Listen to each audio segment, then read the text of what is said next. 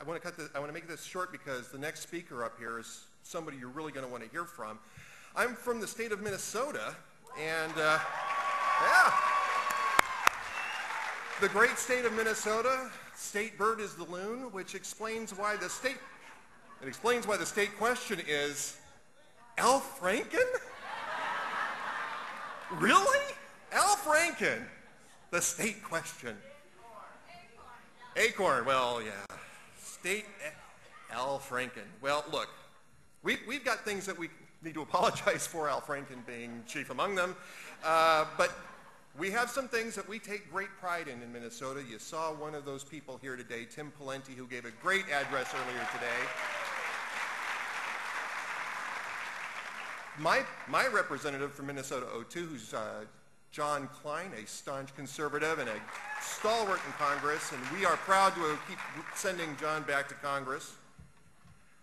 But, of course, the person that you want to hear from today is from Minnesota's 6th Congressional District, where the voters have been smart enough to send Michele Bachmann back to Congress.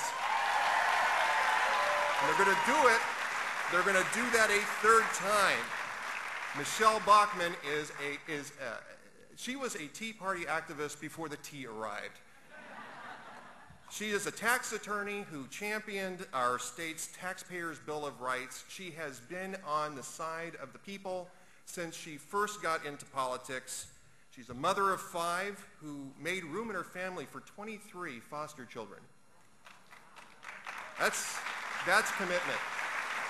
That's commitment that goes beyond politics. That's commitment that goes to life values, and that's Michele Bachmann. Don't tell me when you're looking at Michele Bachmann that you've got conservatism that doesn't have a heart and that doesn't understand health care and family economics. You cannot tell me that when you see Michele Bachmann, our representative from Minnesota's 6th District, and the next speaker here at Cpac. Please welcome Representative Michele Bachmann. She's a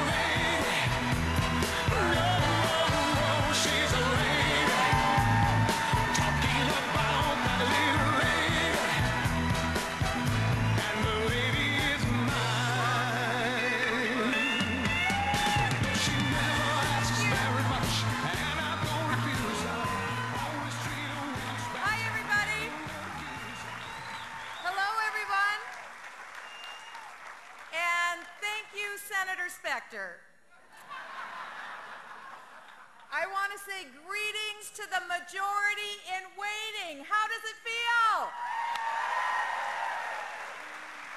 We are in the middle of a political bull market. Doesn't it feel wonderful? It's rip-roaring times. I want to say thank you so much to Ed Morrissey, the Blogger of the Year. Didn't he do a great job? And Rush, that tribute, that was absolutely wonderful. Minnesota may be the land of 10,000 liberals, but we have some pretty hot bloggers, political bloggers coming out of Minnesota. We first produced the Powerline blog guys who exposed CBS and Dan Rather and Rathergate. Do you remember that?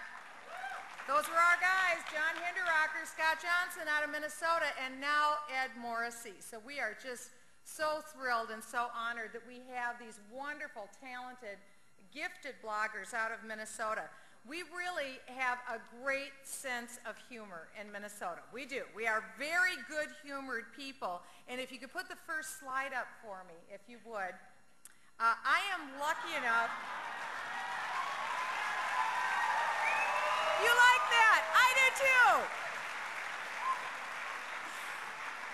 I am lucky enough to be the representative for these very creative, innovative business people who put this wonderful billboard together.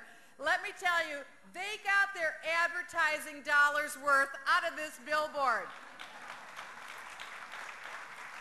I encourage you, use your creativity, use your innovation. You have no idea what you will do to take back Washington, and they're doing that in my district. As a matter of fact, at Christmas time, my husband and I were sitting at home with our oldest son. He's just finishing medical school, and he revealed to us that he had a goal when he went to medical school. And we said, well, what is it? And he said his goal was to persuade one liberal to become a conservative. A pretty good goal. And so, as fate would have it, his roommate was a San Francisco liberal. I'm not making this up. This is absolutely true. And so this conservative kid from Minnesota worked powers of persuasion day after day, week after week, in between exams, in between the years, and he has now been so successful that he texted me last night and he said, Mom, his roommate's name just emailed me a Pat Buchanan column out of WorldNet Daily. I'd say that's a success.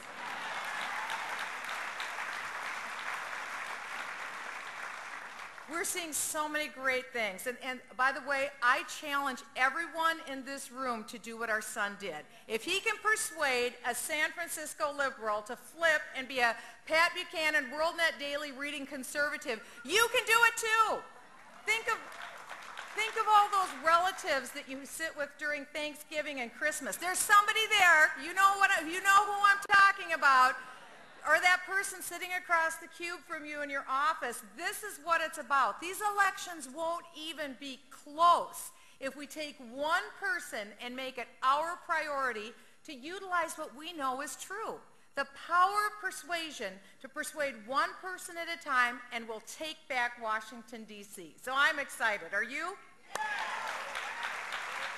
I also want to give you another success story. 1 week ago today, there was a very brave Republican Party chair in North Dakota. His name is Gary Emeneth.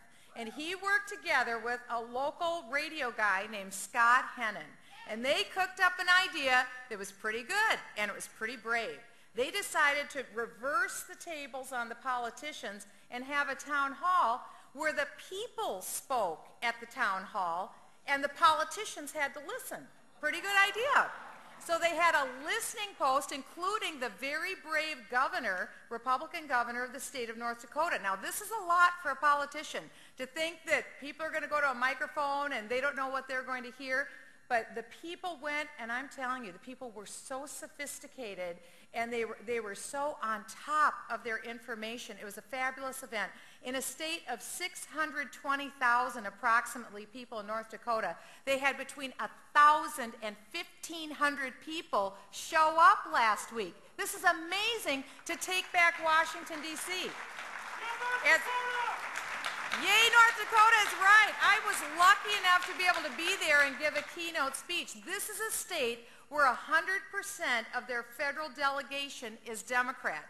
Both U.S. senators, after they took their infamous Christmas Eve health care vote, dropped 22 points in the polls in North Dakota. And it's now bye-bye Byron in North Dakota. And the state representative also is Democrat, and a poll was done in North Dakota that showed that the state rep in North Dakota is losing by 9% to other on the ballot. I'm not making this up. So it's Take Back Washington time. We've got the fever. We've got the hope. We're ready for the change. So thank you so much. I am so excited.